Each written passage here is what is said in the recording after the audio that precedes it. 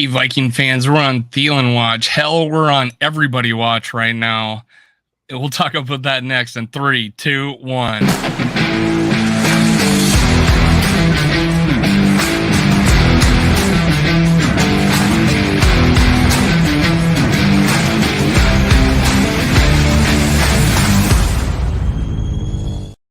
Gather around, Skull brothers and sisters. This is Skull World Live, brought to you by Minnesota Sports Talk. You can follow me on Twitter, TikTok, and Facebook at Skull World. I got Johnny Football with me doing our first live solo show together. Well, dual show, I guess. Tell them where we can find you, Johnny. You can find my stuff on Spotify, Daily Skull Podcast, also on Purple Pain Forums. I do some rent work there. And outside of that, YouTube, Stadium Rant, Necessary Roughness on Tuesday nights, talking all things NFL. Holy shit, where do you find the time, man? Where do you find the time? I don't know. Sometimes I don't. Well, thanks for being on. We're talking about possibly doing more stuff together, and hopefully it works out for both of us. And I don't know, man. You just need to get on YouTube. That's my hope for you, is you get on YouTube. Even though you got a podcast, you can do both. You can air it on both. So but I know people. We'll get you on YouTube eventually. I'll talk you into it. All right, we're on Thielen watch, but we're on everybody watch because holy shit, the floodgates opened up today. Let's talk about Thielen to start with. I mean, it's almost like a foregone conclusion. People are talking about how we're kind of at an impasse. Thielen's not going to take a pay cut. Why should he? We wasted 3.5 years of his life on this team, and we finally give him a payday, and he's not about to take a pay cut. And the contract is just a little too rough for you. What are you hearing? What are you seeing out there? What do you think about it? Well, yeah, it's you gotta separate yourself as an analyst sometimes from yourself as a fan. And it's tough to see the Minnesota kid on his way out, but I think it makes a ton of sense from a business standpoint, especially when you consider the 2024 cap room that would clear up.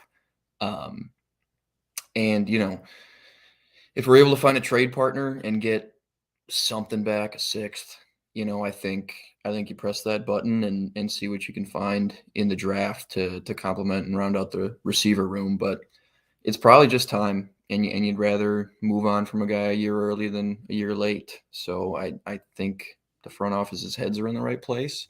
And if he's not going to budge, like you said, sounds like Harrison Smith is willing to. If he's not going to budge on that number and able to work anything else out, I think it's probably time to cut loose. But John, look into this face.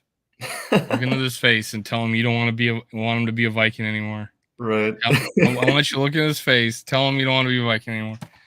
All right. Adam, well, you did bring up. With Adam Thielen, it's really hard.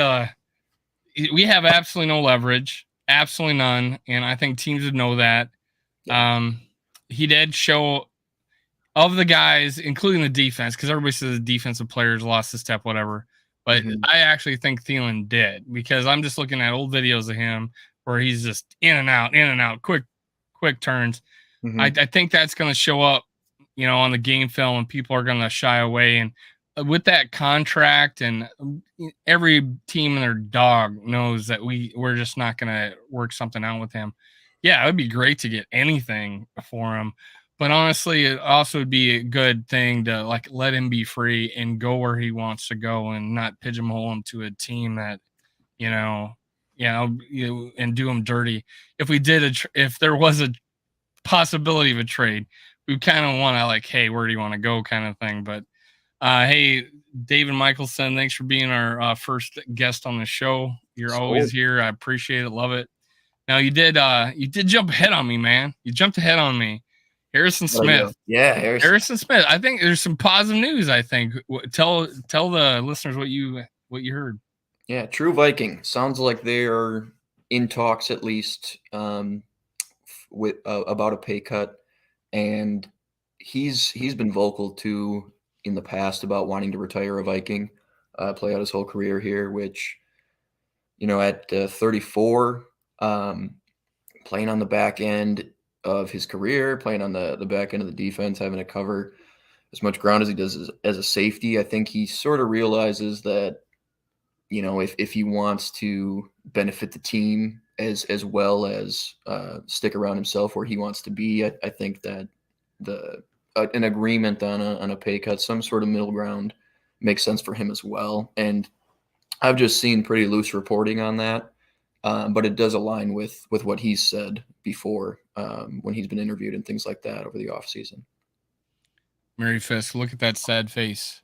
How could you let that guy go? How could you let him go, Mary?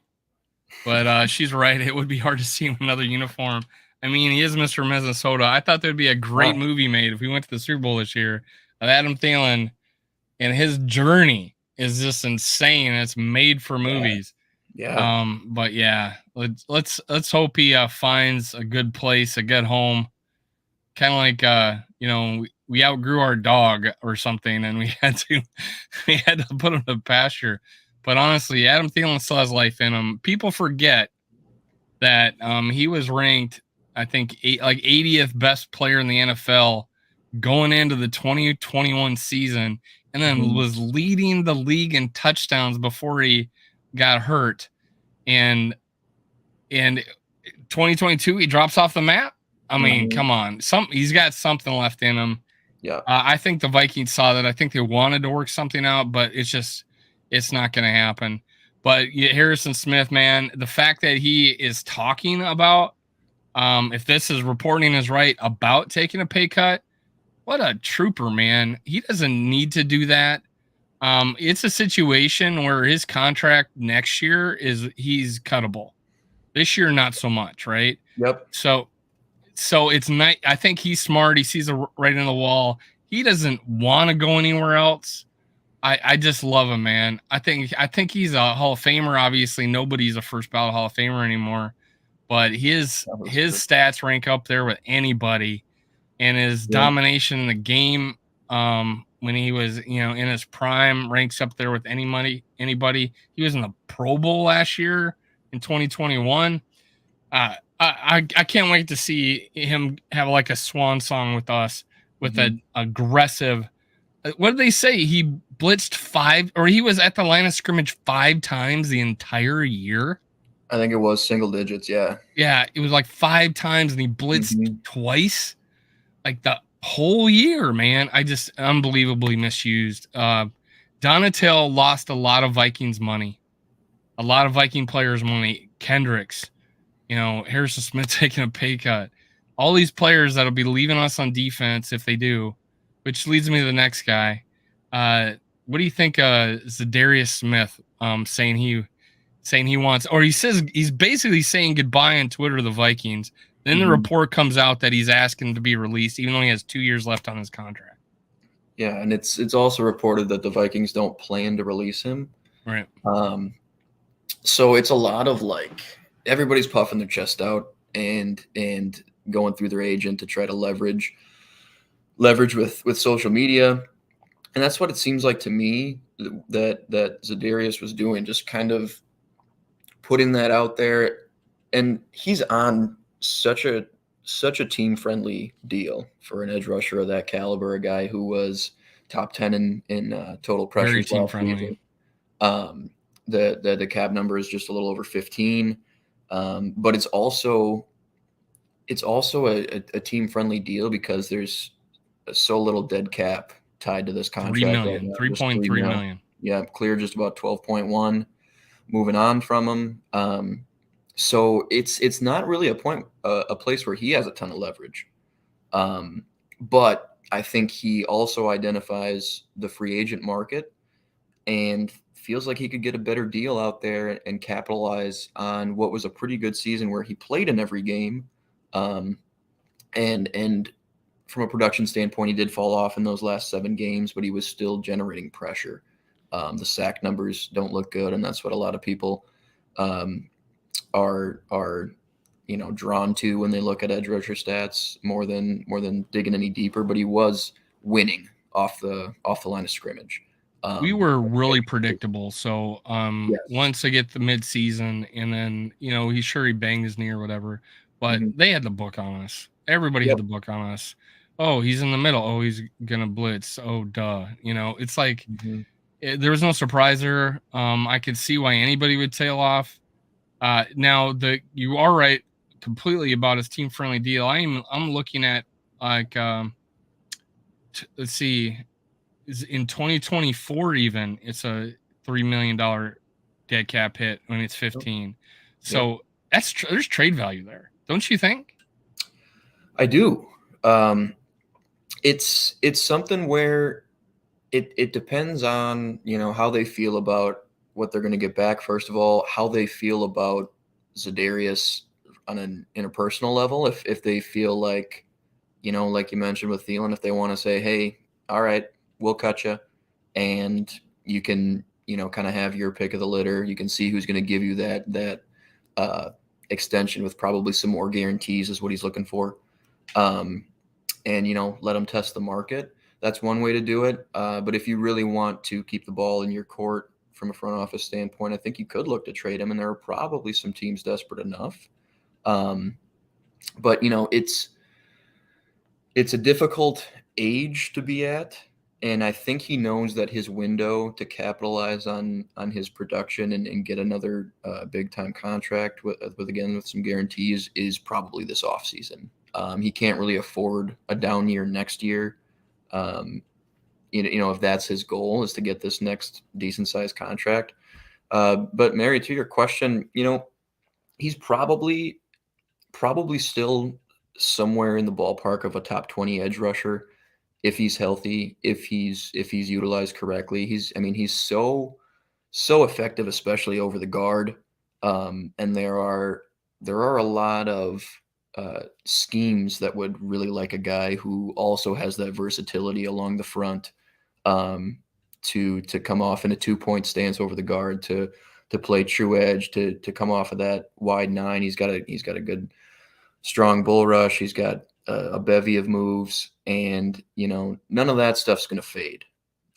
There will be, he probably will lose some get off as he starts to age out. We'll see how much that knee hampers him. Maybe it is the knee thing, and that's why we've kind of come to this conflict. Maybe they know something we don't know from whatever physical he's got. Maybe the knee's shot, and they're not going to budge on whether it's a restructure or a full extension that he wants if he were to stay here. But it does seem to me like just kind of that classic, hey, I'm going to go to social media and try to leverage this, get everybody's eyes and ears on the situation, and see if I can get you guys to blink. I And don't Mary think that. Fisk, you were talking about Adam Thielen. I'm not Oh, sure. was she? Okay. I am not sure. But if it was about Adam Thielen, I would rank him as the Hall of Very Good. That unfortunately for the Vikings didn't play him his first 3 years of his career. He Yes. could have been one of those borderline guys that people would talk about and discuss for years. But unfortunately, we did do him dirty and didn't pay attention to him for 3 years. Hey, he is a solid number 2 wide receiver anybody would have loved. And he had a peak that was as good as anybody. 1,300 yards in 2018, I believe. Mhm. 100-yard seasons, 14 double-digit touchdowns. touchdown seasons. He was a red zone threat. He got 50 TDs on his career. He broke that this year. So many good. And yeah, he was my favorite player on the current Vikings. I have a lot of favorite Vikings. It's like which kid do I like? I love more. But yeah, if that's who you're talking about, well, we'll answer the question both ways. And I agree with everything you said about Za'Darius. He's puffing his chest out and finding what we can do. Now, if you're watching the show, make sure you hit like, get this out there. Um, and hey, if you're watching this later and you're not live right now, put a comment. Tell us what you think about these players. That also helps us too. Now, Dalvin Cook. Apparently, there's a trade. According to Doogie Wolfson on Purple Daily, and Reckless Reckless Speculation Thursday. speculation. Reckless Speculation Thursday brought out, and this wasn't reckless speculation. He believes that there was a trade offer for Dalvin Cook. What should we take for a Dalvin Cook?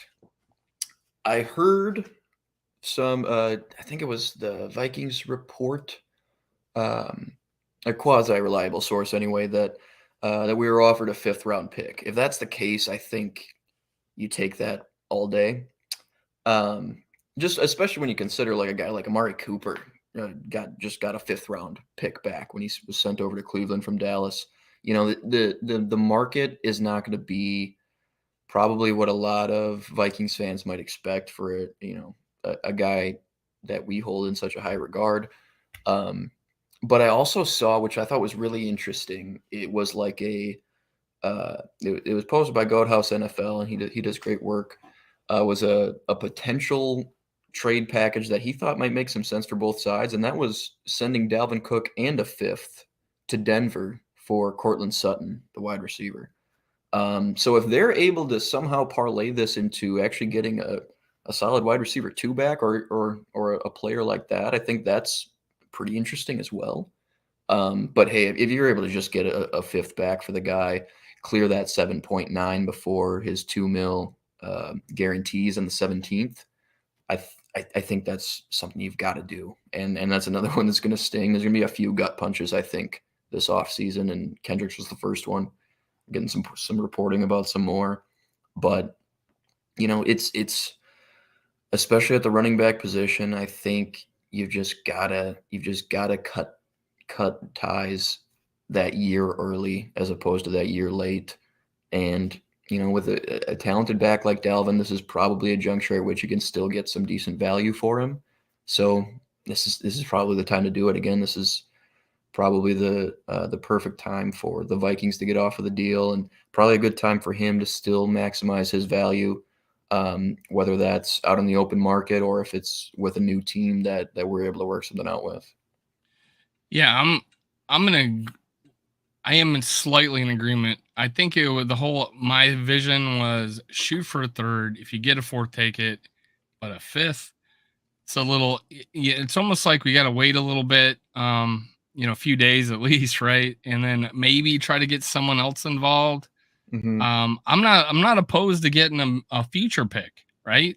Like, Yep. hey, how about a 4th next year instead of a 5th this year? I mean, I'm completely good with that because we need. Mm-hmm. I feel like if we do extend Cousins, and we go that route, I would rather have the pick next year, for when we do need it to get a quarterback for the future. Mm-hmm. But I think, And we is there did any get other players that have come out, that were, Brian O'Neill, restructuring. He really doesn't even have a say in that. You restructure, you still get your money. Mm-hmm. Is that pushing the kicking the can down the road Yeah, that we but want to avoid?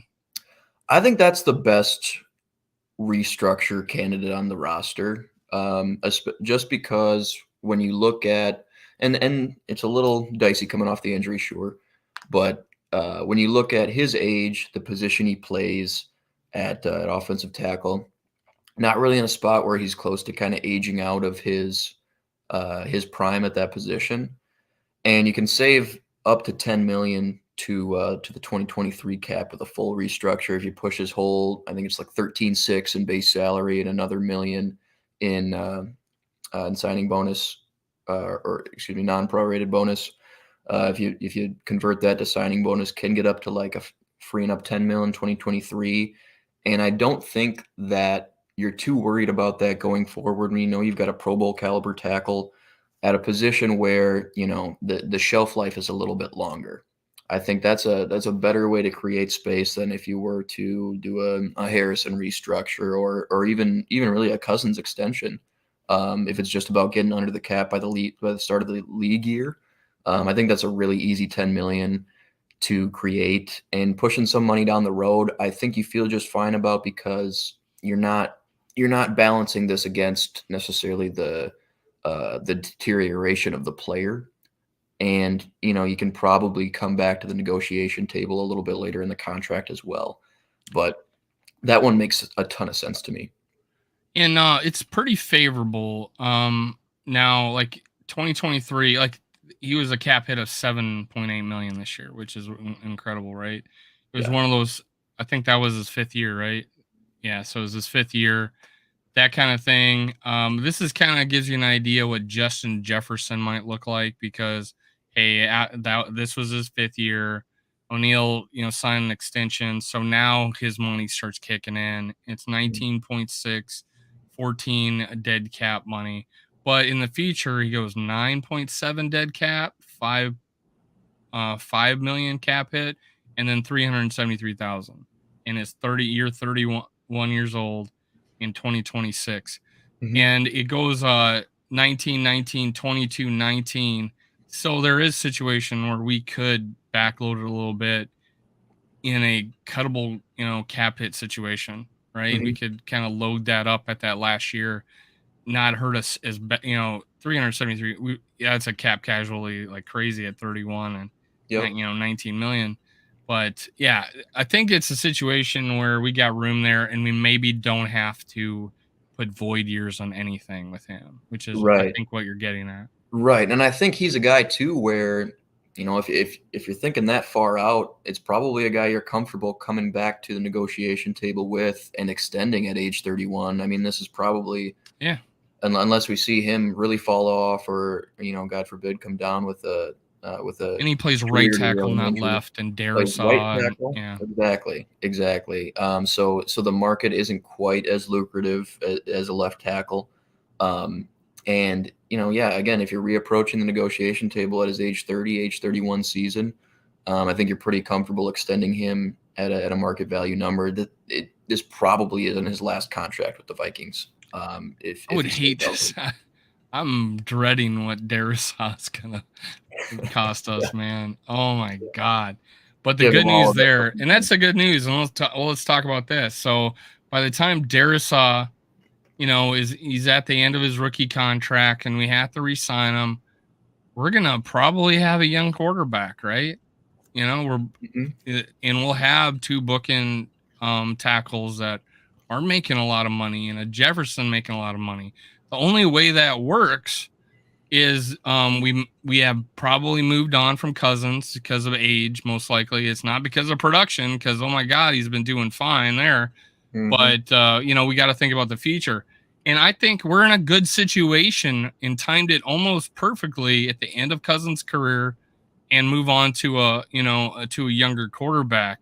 Do Yeah. you see who do you see in the draft that you're willing to go let's say we do only let him play this year. We don't extend him. That means we're probably going after quarterback this year. Who do Mhm. you like in this draft? So there is the obvious buzz around O'Connell liking Will Levis. He does have some ties to the Kentucky staff, so he might have a bit of an inside track there.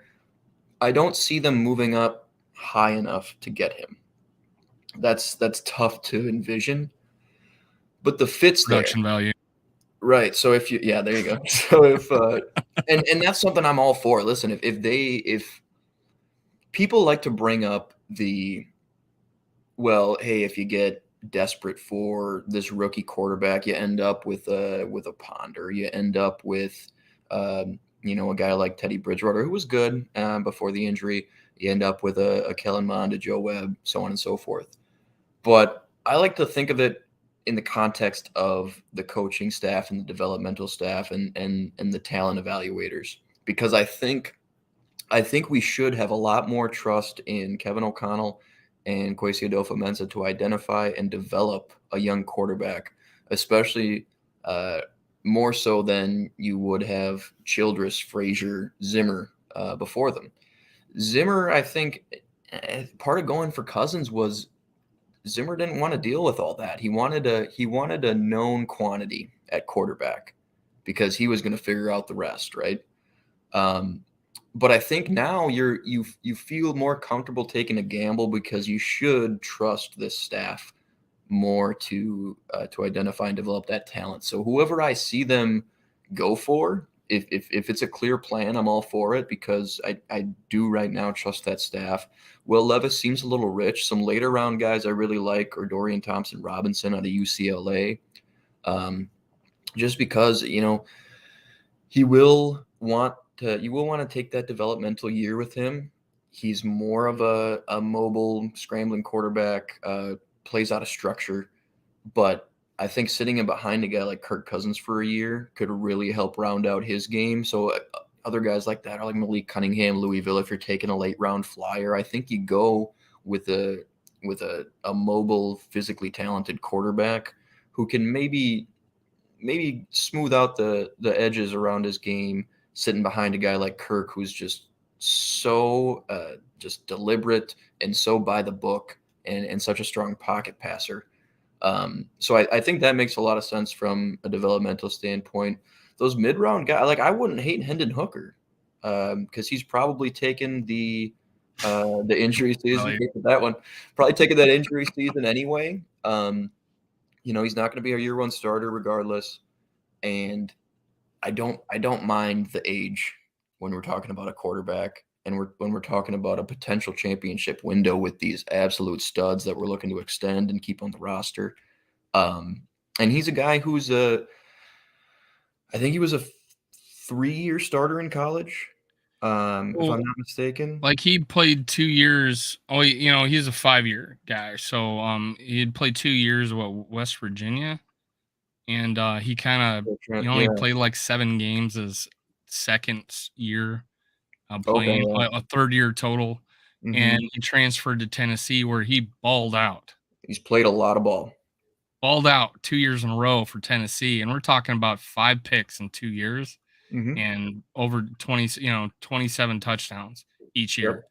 So it's like the things I like about him is he is athletic. He did have 500 yards rushing his second last year, and he had 700 in his last year, and he's not a run first guy. Hmm. There, you've watched the QB school. Yeah, JT O'Sullivan, right? I don't know his name. I'm, Yeah. I'm bad Yeah. with names, but I No, you're love right. him. Yeah. And but I don't know his name. But he's questioning whether or not Hendon Hooker's the Tennessee offense translates well, because he also thought they had a bunch of problems with um you know pass protection of Yes. sliding and who to pick up. There was always seemed to be some free runner guy, and he brought Mhm. that up, that how will this translate in the NFL. And I think every play I've seen him has been in shotgun. But the things I do like about him, he does remind me of a Teddy Bridgewater, but more athletic, Mhm. more apt to run. That was our biggest complaint, was like Teddy has this athleticism. Why doesn't he run a little bit more? But my biggest downside on Teddy Bridgewater that I don't think Hendon Hooker has is a deep ball. Yes. I think they have comparable arms. Maybe Hendon Hooker's maybe a little bit better, and I think he's got better touch on the ball. And Mhm. QB school, whatever his name is said that, hey, I'd rather have a guy underthrown than overthrown. And Bridgewater was overthrowing guys left and right. It was like, God, can't you hit somebody? Mhm. That's not Hannah Hooker's issue. No. Teddy Bridgewater had kind of that awkward side delivery that he pushed the ball. Hannah Hooker, I think, has more um, discipline in his throwing mechanics but the thing I do like, I seen him roll out to his left and just flick a ball with an odd arm angle and hit a guy on the fly up the Yep. seam, that you're not gonna, you don't see a lot of people doing that. And I think it's a superpower. I like him, and I think, if the Kirk Cousins is playing out his contract, would I take him at 23? Because I don't think he's going into the second round. I don't. But if he does, I wouldn't mind if we traded down a couple of times and we did take him in the second round and garnered some picks. That would be kind of a good situation for me, honestly. I Yep. don't know. What do you think about taking? And you're not worried about his age, but I see all these fans worried about his age. But hey, you're getting a guy in the prime of his career when he's about to start in the NFL. Yep. Why not? Yeah, and you're striking while the iron's hot because I think the rest of the roster is good enough to maximize on that prime of his. You're not necessarily worried about, okay, am I going to get a 12-year starter out of this guy if I'm investing a first round pick? That's you're not going to get that out of a lot of guys either way. And I think you mentioned him rolling out to his left. That's something that's really important to a McVay style offense, and When especially Kirk Cousins does it, that's his superpower, right? But Yes. Kirk Cousins still has to get his arm over the top, and then Mhm. Hooker doesn't. Yeah, and you talked about the deep ball as well. One of the best deep threats in college football was catching passes from this guy and Jalen Hyatt. It's And like he's 9.5 yards is last year, and like 9.8 yards per on completion as the year before. It's Mhm. unheard of. Yeah, yeah, exactly. So he's got experience playing with NFL caliber weapons, getting those guys the ball. You mentioned his low turnover count. I think 5 picks over his last 2 seasons as a starter. 70, almost 70% completion percentage, unlike Yep. Anthony Richardson at 53. Yep. Or even Levis. And those guys I know had some drop issues on the receiving core. Sure. But there's something to be said about throwing a catchable ball. That's not just a phrase, you know. My downside on Will Levis is I thought he threw like a shortstop and maybe didn't have touch on the ball as much. I like that he was big. I think the delivery could go over, you could work with a guy on a delivery and throw more over the top, because if you're 6'4", why play 6'4"? Why play 6'2"? Why not, Yeah. throw, but he did have quick release and all that. But the downside is that he did drop off his last year. He did have a worse year. And Rick Spielman on his show says, you didn't show up for any Senior Bowls. Um, you know, what are you hiding? They were like, what are you hiding? Because you did have off year senior year. He did run for negative 100 yards after running for almost 500 the year before. Now, keep in mind, probably a drop off in the personnel. Kentucky can't hold a roster for 4 years in a row. They did have a good year. They did win 10 games his junior year. They Yep. didn't win many his senior year. But yeah, it was a big drop off. And that's the kind of thing that scares me. Kind of like an Anthony Richards has only played like 13, 14 games in the NFL or in college. Mhm. So, but a Hendon Hooker has played, 35 games probably. Yeah. And there's something to be said for that. You see, and Levis too, I think he struggled this year without Wan'Dale Robinson on the roster. That was his main target.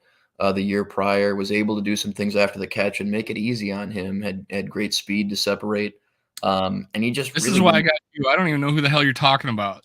the Giants took him last year, and he was just a bit of a safety blanket for Will Levis, I think. And there's another playmaker they lost as well. So when you're playing in the SEC and you probably have the worst weapons in the conference, you have one of the worst O lines in the conference. I think that plays into it, and I think people take that into account. Um, but I just want to see the vision. So if it's something where draft night I see the Vikes trade up to 7 or something and and grab a guy like Will Levis, I mean I'm probably all in at that point because I do trust in this staff with who they identify. And if it's this year, hey, I didn't think it would be, but I've heard some buzz. Like the Vikings at the combine, there was some reporting that the Vikings were one of the most talkative groups with the quarterbacks. Seeming to do a lot of research into the quarterbacks, watching those guys really closely, which surprised me a little bit. And the more I think about it, the more I just want to see them identify their guy and go for it. And I'll kind of trust their judgment there. But I wouldn't mind Hooker, especially early mid second. Um, and I think especially if they know the long term plan with Kirk, we might get a peek behind that veil with what they do in the draft at the quarterback spot. If it's 1 year, if they are just playing out his contract, I think it's really prudent to get a guy on the roster for 2023 to sit behind Kirk, whether that's Levis or a late round flyer type of guy who might not be a ton of competition in the preseason either way, and probably wasn't pegged to start wherever he gets drafted, whether it's a DTR to UCLA or something like that. But Hooker, I think, would be perfect because he's not going to be vying for that starting job because of the injury, but he's going to be able to absorb all the things about the position. He's going to be able to learn the offense, and he's an older quarterback, so he's going to be familiar with the film study. He's going to be familiar with the jargon, and he's going to be. I think he'll be a quick learner because again, he's got so much football under his belt compared to some of these real project kind of guys. If you guys are listening, we did talk about all the possible cuts. If you had questions, feel free to put them in the chat. We'll gladly revisit them. Make sure you hit like and push this content. We appreciate everything you do. Midway through the show, we got a few more listeners. Johnny, tell us where they can find you. You don't have to rattle off everything. I mean, it's a list. This guy's does everything. But hey, no, go ahead, man. I'm just kidding. Tuesday nights on YouTube, Stadium Rant. Show's called Necessary Roughness. We talk all things NFL. I do some rent work on purplepainsforum.com or purplepainforums.com. Daily Skull podcast on Spotify. And you may see him more often on Minnesota Sports Talk, hopefully. This is like I think your third time or fourth time? I think fourth. Yeah, man, God. See you way too much. I don't know what I'm doing. But now, what defensively, what are you thinking? Let's say Kirk Cousins signs a deal and we don't go after a quarterback. We get an extension and maybe look for 2024 to go to quarterback. What do you think our situation? What do you think Kwesi's going to do with this first pick of the draft? Is he going to trade out? What is he going to do? Yeah, so I think if that's the case, the only comp pick we got was the 6th round comp. Those were released today. Was it 6? It was a 6th rounder, yeah. And so we're still going to be looking to get some more mid-round capital, you've got to think. So what I think will probably be the case, the way that the board should fall, I think we're sitting at 23, liking 5 or 6 guys right there. I think you have the ability to go best player available at that spot, because if you look at the bigger needs on the team with cornerback, linebacker, we'll see where they go in free agency with linebacker. It's a pretty good off-ball linebacker class of free agents. And even interior defensive line, I think some really good players can be had on day 2 at those spots. So I think that really gives you the optionality at 23, or, if you trade down 6-7 spots with that first pick, to go receiver, to go with maybe the best corner on the board, to go with it's a really strong safety class, to take one of those guys and get ready for Harrison to age out. Maybe a guy who can not that he'll be there necessarily, but there are a few safeties of that ilk. A Brian Branch, who's nominally a safety, but can play a lot of slot corners. Arguably the most important position on defense in today's NFL. So if you're able to find a guy you really like, I'm not sure how much position matters with that first pick, just because I think you can find needs on day 2 of the draft with how deep the cornerback class is. You've talked about several on this channel. With some of these off-ball linebackers that might be there in the 2nd and 3rd round, Jack Campbell, Deion Henley, guys like that. I don't think you'll need to spend premium draft capital to get guys like that. So if you like Zay Flowers, if Jordan Addison falls to 23, I think you can pull the trigger and feel pretty comfortable addressing some needs later in the draft. And I think that's where Kwesi excels is the mid-round talent evaluation. We're obviously extremely high on a guy like Brian Asamoah. We saw some good things out of a Caleb Evans that some of us might not have expected. So I think you feel pretty comfortable with whichever direction you want to go with that first pick, and you can really address the needs a little bit later on. Now, you didn't mention this guy. Yeah, he might be there. Yeah, would you pass him up at 23? I don't think so. I don't think he. I don't think he can. He's just, and you might want, you know, you might be looking ideally for like a more complementary skill set to Justin Jefferson's. Not that, he's not the most versatile receiver we've got. He can do it all, obviously.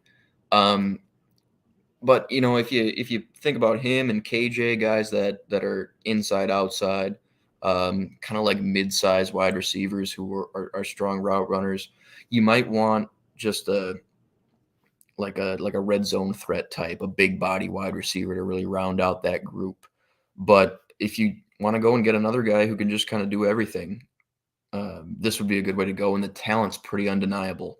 The He separation this guy gets, yes, because he didn't do the 40, but I'm not too worried about his speed because you see the game tape of him doing like a stutter step and just burning somebody. yeah, But the thing that impresses people most is his change of direction or getting open, yes, just separating from his receiver when they're, just his savvy he has. And he showed that in the combine and his 3 cone drills, all were like elite times of the mhm, the type of change of direction you covet in a receiver. Which I mean, gee, I don't know. He kind of reminds me of Diggs, honestly. mhm, His ability, because Diggs is like he always gets open, right? yeah, And I could see this guy being being he's got a high floor. It's just a yeah, real high floor, I think. yep, But I don't think he may not be a true number one. But if you consider Diggs a true number one, then you could consider this guy, I think, potentially that type of player. yeah, And to maybe have him book in with, and he played slot mostly. He yes, played slot mostly. yes, So did Jefferson. and Jefferson's fine on the outside, right? that was a So function of hey, the a lot talent of around him. flexibility. Yeah, and that was a function of the talent around him. You think about Jefferson playing with Terrace Marshall and Jamar Chase, Right. those X receivers. So yeah, he'll play the slot because he can do everything.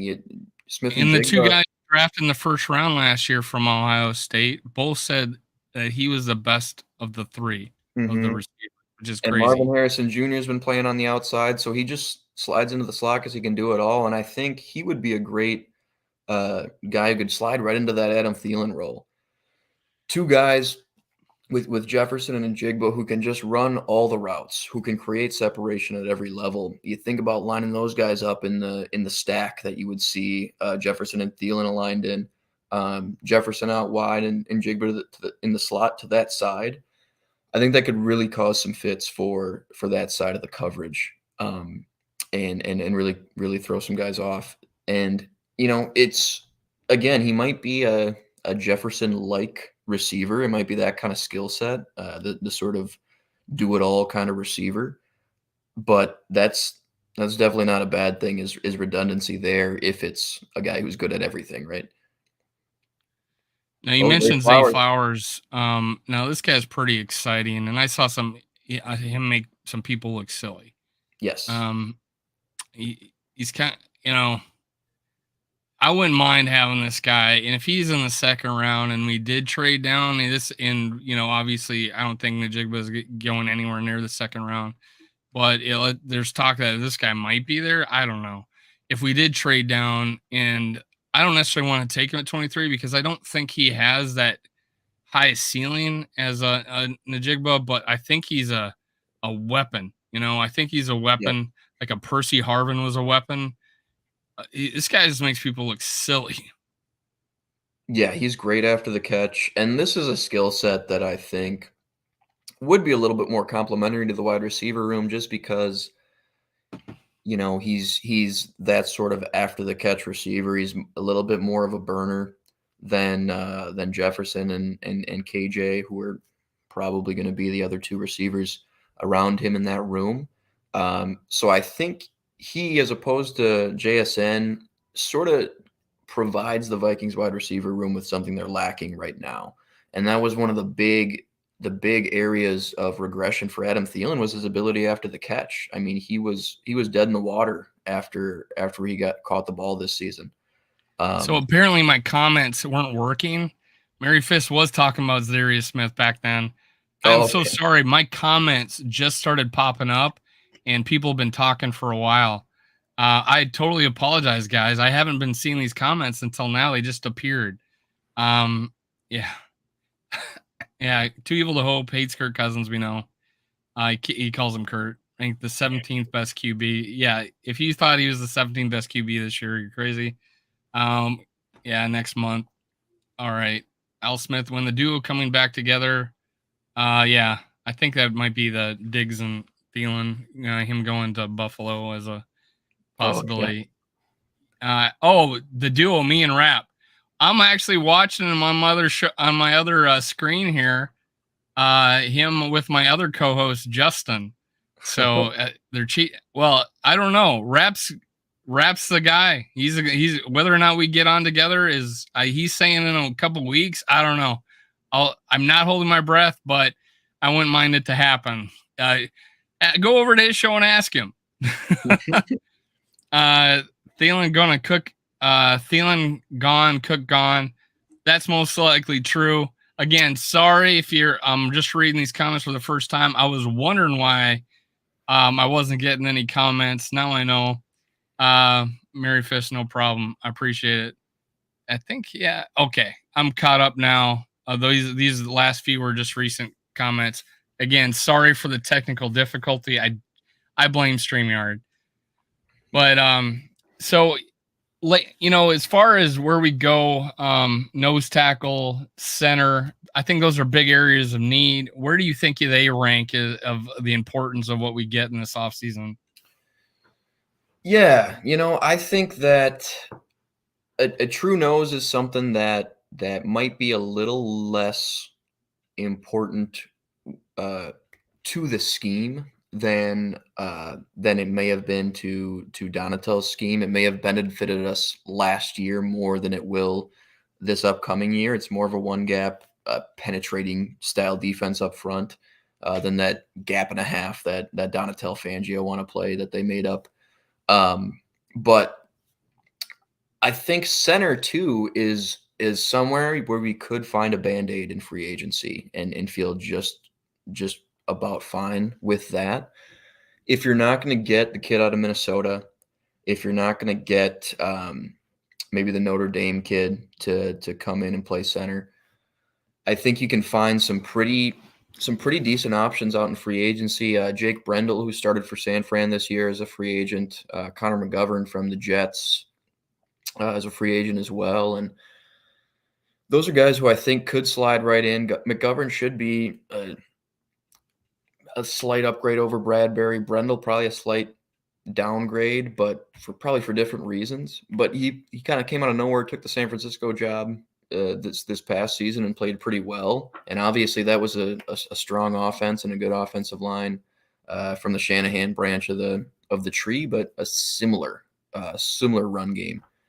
And I think he might be effective. So if they feel like they could go that route in free agency, we heard murmurs of Connor McGovern talks about a week ago with the Vikings. So that'd be something that's interesting.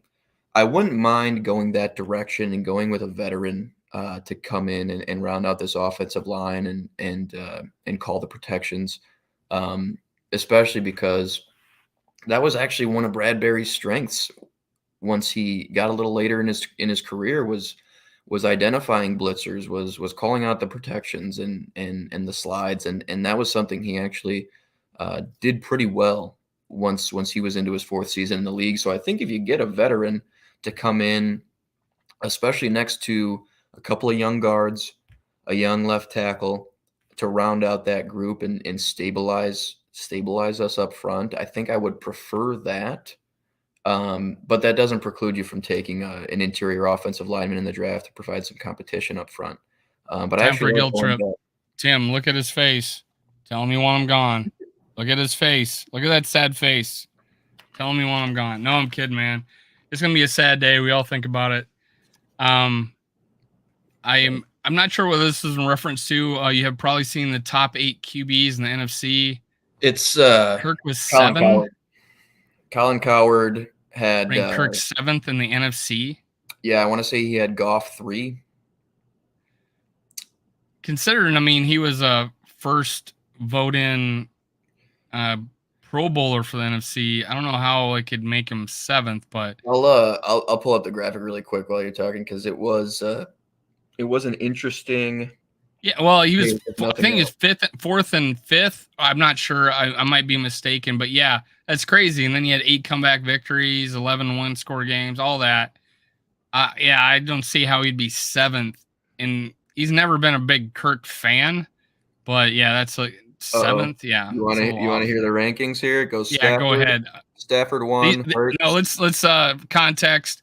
This is Colin Cowherd ranking the top NFC quarterbacks. Yes, don't clip me. It's not my list. Yeah, Stafford. This is Johnny's list, everybody. Clip now. Go ahead. Stafford 1, Hurts 2, Goff 3, Kyler Murray. Hold it. Who was 1? Stafford.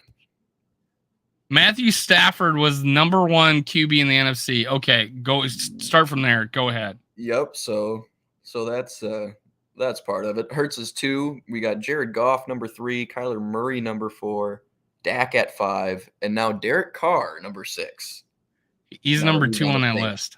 Kirk Cousins is number 2 on that list, and Kirk Cousins is 7 right here. Yeah, it's Hurts. You could get an argument for Goff because they had relatively similar numbers, and I give him a lot of credit for bringing him back from a 1-7 record. But he's number 2 on that list. There's a lot of quarterbacks better than him in the AFC, but when you're just talking NFC, I mean I think he's much better than Carr. He's much better than Kyler Murray, especially as a passer, and obviously there's the injury thing. This has got to be as a team leader. Completely as a team leader, yeah. I mean, Stafford number 1 kind of tells you where his head's at, right? But yeah, I don't get it. I mean, I guess Stafford couldn't overcome such a terrible season with coming off a Super Bowl. And then Tim says, yeah, he's better than Dak, I think. Well, you could maybe have a conversation there, but yeah, I think so too. Yeah. Dak hurt him with turnovers, and he didn't even play the whole season, and he had 17 picks or something like that. Yeah. And to what extent is durability a factor? Does that not matter to anybody? Kirk has been invincible since he got the best ability is availability. Right? Invincibility is availability. Carr at 6 is awesome. That's the other one that really ground my gears here was Kyler Murray at 4 specifically, because they have Geno at 8, and I think Kirk and Geno are probably top 5 in the NFC, even with just the one season from Geno. He had the best completion percentage in the league last year. And I would say it'd be fair to put Geno there. I don't think he started off really hot, obviously, and I would put him. I'd give him 4. Arguably him and Golf having. Yeah, to put Goff had a good season too. I'm not taking that away from him, but man. To put Kirk Cousins 7th on that list is ridiculous. Yep. In the NFL, maybe. Like in the NFL, that's the kind of season he had. Just be real, be real. I mean, if you're top 4 in passing, top 5 in touchdowns, 8 comeback victories, just be realistic and don't put him 7th in the NFC. That's just crazy. Yeah, I'm glad you brought that up. I don't remember. I'm gonna do a video now. I think. I don't know. Every time I put Colin Cowherd on my thumbnail, I'd break 500. In fact, it's one of my biggest videos. I broke 3,000 once. I said, Colin Cowherd said what? I might do it again. Yeah. Oh, I like Trey Palmer. I haven't seen Jaden Reed, but I agree with D. Lindstrom here. And yeah, you probably do. If you're looking at a skill set to complement what we've got, you're probably looking for a true deep threat, probably something comparable to what they hoped they'd get out of Jalen Reagor this season. And this guy is always in my comments talking trash about my guests. So I don't know, he might, and me for that matter. But hey, D. Lindstrom, anytime you want to accept that StreamYard, I'm gonna bring you on my show just so you can show me how it's done, man. Just so you can show me how it's done. But Anyways, it was funny. He gave us crap about us not knowing the players, not doing our video study on a mock draft. It was a fan driven mock draft because we had one of our guests Oh, wasn't able sure. to make it last second, so we said, "Oh, let's just do a fan led mock draft," and we did one. Funny thing is, he puts in the comments later that how he drafted this one guy and he was so proud of it. It was the exact same guy we drafted in the first round. Yeah. Now we talked about linebackers a little bit, and I got a couple guys here. Let me talk about this guy at nose tackle. And I had one person say he got kind of beat up in practice and in the Senior Bowl. Hmm. But as far as nose tackle goes, he is that guy that does have a pass rush up the middle. He is, 315, 320. He got to the quarterback. But he doesn't seem like he's a first or second round guy. Where do you think he fits in? You think he'd be good for us at a late round? Would he fit this defense? You talked about a gap and a half. This guy, I think he gets after the quarterback at nose tackle. Exactly, and I think he's contrarily to looking for that true zero tech. I think this guy would be a better fit for this Brian Flores defense, the one gap penetrating scheme. Donatel again was more that gap and a half, uh, hold your ground there. And I think Keanu Benton would be a better fit to move downhill. We saw him some on his tape. He blows up double teams. He's able to split the center and the guard, and he's really explosive off the line and can really throw some weight around. But he's not necessarily a guy who is best suited to just stack and shed double teams and eat blockers up. You want to kind of cut him loose from what I've gathered. So I think he would be a good fit, especially in some sub packages on the interior. When you get into second and third down and medium to long, maybe a guy like Harrison Phillips comes off the field and you have Benton and Dalvin up the middle. If we're able to work out that extension with him, but I think you have your gap eating run stopper on the roster in Harrison Phillips. Yeah, right.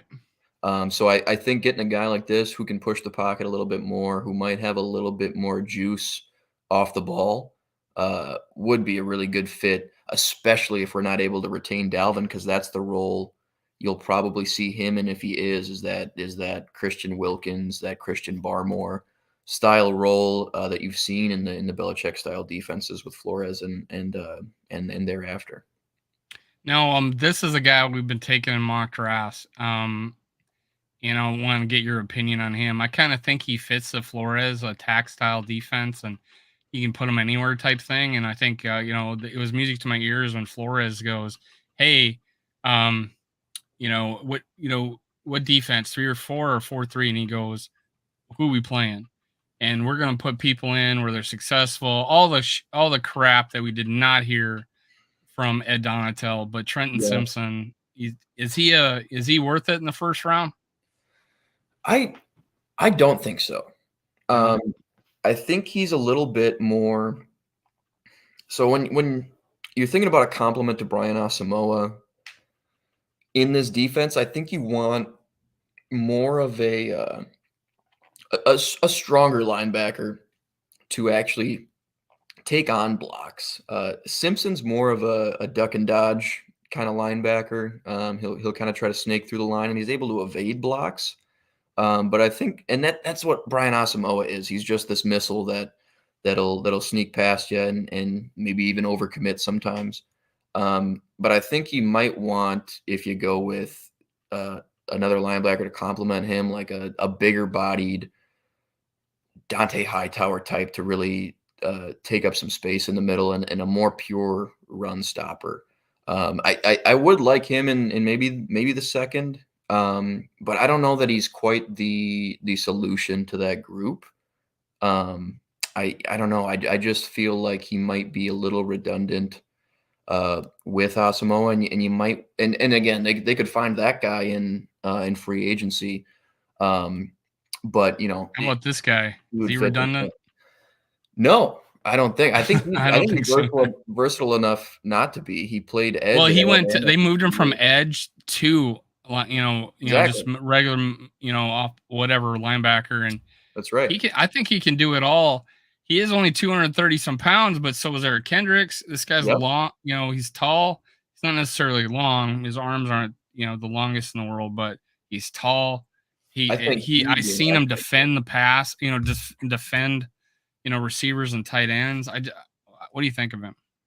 I think he'd be an excellent fit. Yeah, 2 years at edge at Alabama, getting not a ton of, not a ton of, snaps. He was getting like half the snaps, 400 or 500 snaps at Alabama before transferring to Arkansas.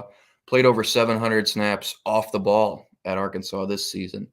And I think when you think about how well he played off the ball at Arkansas, along with his experience rushing the passer and the pass rush moves he's been able to put together, I think he'd be a really, really effective like 2-point stance blitzer into the A and B gaps. And I think he would complement a guy like Brian Asamoah really well, just when you think about his chops at the line of scrimmage, and fending off blockers a little bit more meat to him, and a guy who probably is a little bit more willing to mix it up in there. No, hey, Lindstrom, I appreciate you coming on and seeing you in my chat on a live show. I don't think I've seen you before in the live shows. I might be mistaken, but hey, just keep bringing it. Anytime you comment, it's fine. Uh, Tone is not a thing that you see well in No. people's texts, but you do a lot of LOLs and ha ha ha's when you make comments. So I might, I don't know. A little pride jumps over in me sometimes. If we put a new draft idea out there, I would probably get killed, but I am a visionary. Yeah.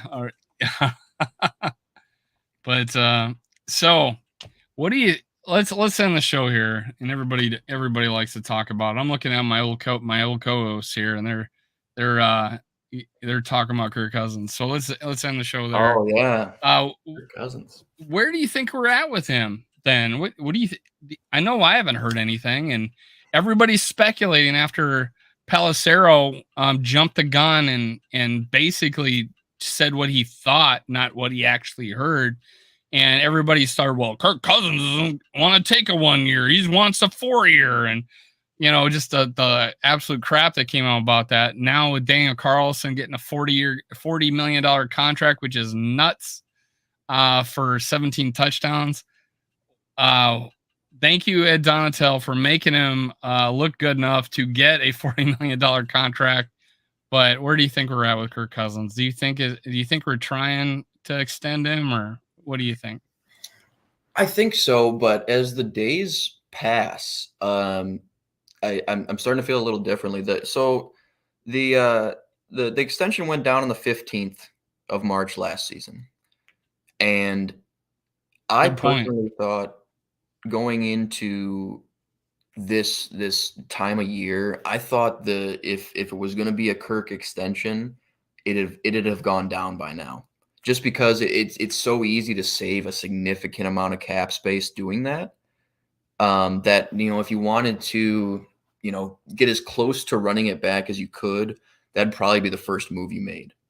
So I think that given the waiting period here and how they've looked to move on from Kendricks, we're hearing Cook and Thielen talks, and Zadarius Smith is up in the air now, and still no word on Cousins. I think that's really, really interesting. So it might be that they're still working on finding a middle ground between, maybe he doesn't want that 1 year deal. My nightmare scenario is that really long extension, because I think about Matt Ryan getting a 6 year deal at the end of 2018. And I mean, look where he is now. It's just they ended up having to move off of him and blew everything up there, and then he didn't even work out with the Colts. And Kirk is approaching that age. That's got to be a reality of this discussion. He's not Tom Brady. He's not even Aaron Rodgers, who got all that guaranteed money in 39, 38. You've got to at least, and maybe it doesn't happen. Maybe he's got the Iron Man attribute, but you've got to anticipate that fall off of a quarterback that age, especially one who was never mobile to begin with. that guy loses a step shuffling around in the pocket, and he's even more of a statue back there than we've seen in the past. So I've always thought that somewhere in between was probably the way to go, just from a realistic standpoint, because you're negotiating with who's proven to be one of the best agents in the NFL over the course of his last few He's a Hall of negotiations. Fame negotiators. Hall of Fame negotiator. So Well, I'm a little mixed on that because did you want a 10-year contract? Did you want him for 8 years? Did you want him for 6? Did you want him for 5? No, we got him for 3. Which left us the ability to, okay, we can maybe extend him. yeah, And, we did. And now we're at the same point again. What if he did handcuff us and put us in the 5-year, 8-year range at quarterback? Would you be happier? No, you wouldn't have. And so I think he gave us, even though it was a guaranteed and a no trade clause, we're not stuck with him for 10 years. We're not stuck with him for 8 years. He's not going to be 43 playing for us like the Packers signed a contract with Aaron Rodgers, and $50 million cap hits. We didn't do that. And he took under market value. Just think about this. Like Pat Mahomes is going to be like the 10th highest paid quarterback at one point, eventually here. And because he signed a 10-year contract, but so what if Kirk Cousins signed an 8-year contract or 10-year contract back as a free agent? It wouldn't have been good for us, and he only signed 3 years. So I'm kind of mixed on that myself. Yeah, and on the other side of that too, that does also give him the ability to come back to the negotiating table as inflation continues. So he is able to come back and get his market value every couple of years, and that's what I think has been really important to him and his agent. So, but maybe this is the last one. Maybe he doesn't think he's going to be able to leverage this short-term contract if there's another one into another one with somebody else. If the Vikings move on, maybe he wants to get as much security as he can here, which again, I don't think they should give in to that if it turns into an ultimatum. He's not a guy who's going to hold out. But hey, if it's something where you're able to do a 2-year deal and that's the middle ground, and it's maybe a reasonable out after 24, and that's kind of a time to reassess, or after 2020, or after 2024, maybe that makes a little bit of sense. And maybe that's kind of, we're back in the same spot we are right now, 2024 off season. But the way things have played out so far leads me to believe that it's not been as seamless of a negotiation as it seemed like it might be. Like, it almost seemed like a foregone conclusion. Like, all right, sounds good. That time of year, we'll do a little Kirk extension. We'll get the cap number down this year. We'll see what happens elsewhere. But they've been getting the cap space with different ways, and there hasn't been a ton of news out yet. You mentioned how some opinions have come out that have been taken a little too seriously, but I don't know, man. It's such a weird piece of the roster construction right now too, because it seems like a lot hinges on it. But at the same time, if they do nothing, that's fine. But how does that affect the rest of the roster? How does that affect our long-term plans? How does that affect, this time next season? Are we stuck with, Kirk's a free agent and we didn't get our guy in the draft, and now we're one of those teams coming into the offseason needing a quarterback? That's not where any team wants to be. That's how you get 4 years, 150 for Derek Carr in a trade. That's how you get that the trading for the big Matt Ryan deal to poach him away from Atlanta, because they know he's on his back legs, but you're desperate enough to go get one and you feel like the roster's ready. That's how you get a 37-year-old Phillip Rivers, or all the late 30s guys the Vikings got for 3 decades until now. So, and think about Kirk going into the contract negotiation to get an extension from KC. He had the leverage, and they were under a mandate to win now, right? He had all the leverage in the world, and he just signs a 1-year extension. Yep. I mean, he could have took us to the wire. He could have held us hostage. Who are you gonna get besides me, right? You got hired too because you would work with me, right? but he only made a 1-year extension. So comments like this, I'm not sure. Every time we extend him, it gets worse. I don't know what he meant by worse because he's played better every year. The cap has only gone up. He's taken under market value twice. Now he instead of taking 30 a year guaranteed, he took 28. Instead of taking 40, he took 35. I don't necessarily think that things have gotten worse. Not many people are talking about Jared Goff and his $33 million a year contract he's got going on a cap hit. And, it seems like the Lions are building something there. I think with the cap going up, a $35 million contract for a quarterback is not hamstringing anybody right now. In fact, it's not even going to be just like Mahomes. He's not even going to be in the top 10 soon.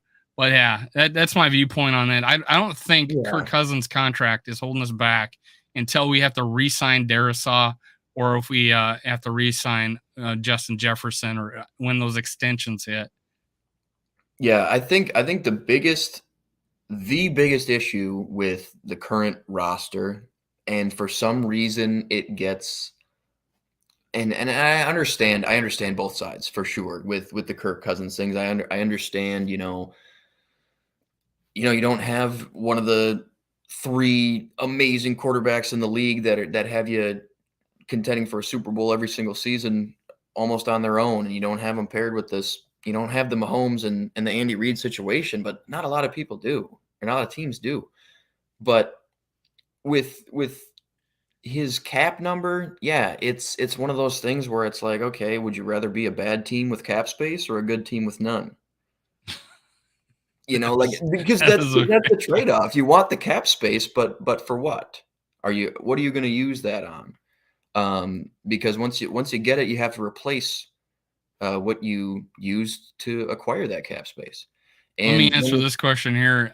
Colin Cowherd said that, Aaron Rodgers is following Brett Favre's path to the Jets, and there's a guarantee that Aaron Rodgers will be the Vikings quarterback in 2024.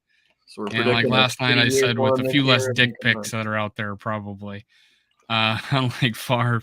Let's see what I don't know if I struck a nerve here. Let's find out. Daniel Jones' contract changed the market again. It's getting crazy. Other positions are going to start getting pissed.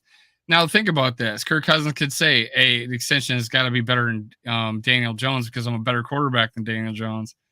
If he comes back and he makes 38 or 37, it's a raise, but he's not taking or demanding more. I don't think Kirk Cousins is going to say, hey, I'm not going to sign here unless you give me more than Daniel Jones. I just don't think that. But hey, he might surprise me. And if he did ask for that kind of money, I'm probably going to think, yeah, let him play out the 1 year. Mm-hmm. I know there's some people that say trade Kirk Cousins now. Do we really want to throw the season away right now? When we have the potential to make a run again with a Flores, a D coordinator. I don't see us trading Kirk Cousins. We are going to play. I think the only option is that we do extend him or we play out the contract. I don't think there's a trade option here. And of course, he has no trade clause. Mm-hmm. Well, and I think Kirk knows too that this organization has done right by him. He got the tag twice in Washington after having a much better season than Daniel Jones had this year. Daniel Jones had 15 passing touchdowns this season, and he had less yards through the air than the least amount of yards Kirk's ever had throwing the football for starting. A little more rushing though, but yeah. Yeah, and he is a little bit more dynamic there. But I don't think that, like you said, I don't think he's going to look to that and say, hey, this guy 10 years younger than me, or 9 years younger than me, just got 4 years, 160. I don't know that he's going to look at that and say, hey, I need 4 years, 170. I think maybe you look at the annual value and maybe he wants that matched. Maybe he wants something similar. But at that point, that's tough to be upset about when you see the rest of the QB market. It's not always in a vacuum. You have to look at the landscape of the league when you look at these numbers. I mean, there were people There's been people all over Twitter who, don't pay about the Hawkinson extension. Don't pay a tight end 14 million, not for a tight end. Well, don't think about it as 14 million for a tight end. Thinking about it as a certain percentage of the cap, and think about it as more than Hunter Henry got, because that's the way these things work. When you get these new extensions, if you're good enough, you're looking to, if not reset the market, get close.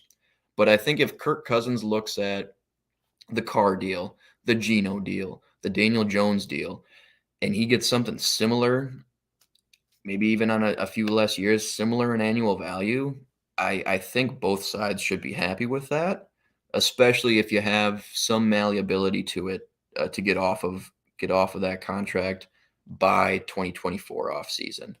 I don't like, and you might not be able to avoid it, but I don't like another fully guaranteed, regardless of the length of it, just because you may come into a place where you fall in love with a rookie, or one may fall in your lap at 23, or early next year or something like that. Like, it's I think what a lot of people have gripe with is being shackled to the full guarantees, just with that little flexibility it leaves you with. I think as long as there's kind of a pathway out for both sides, I probably won't have a problem with like a medium length extension. Well, the thing is with the short contracts, I mean, most quarterbacks, they sign the 5 year, their first 3 years are probably guaranteed, right? Yep. So it's like, yeah, I mean, he's just not signed the 5 year, and he signed the 3 year, and it's fully guaranteed. So it's like, I don't know. I just look at it that way. I mean, Yeah. again, we're just not stuck with him for 5 years. We're not taking any, if we release him, we're not taking a $12 million cap hit. Now, Spielman did us dirty and gave us some void year goodness here that we're going to have to live with, and that's why the extension might happen, and then the absorb, some of, whatever is going to happen. But yeah, the cap gets bigger. Contract, quarterback contracts are getting out of hand. But again, I think that's why I felt like the 1 year extension would have been perfect for this team because of the Darisaw, because of the Jefferson. Yes. But we have gone hour and 17 minutes. Any last words for you, man, before we go?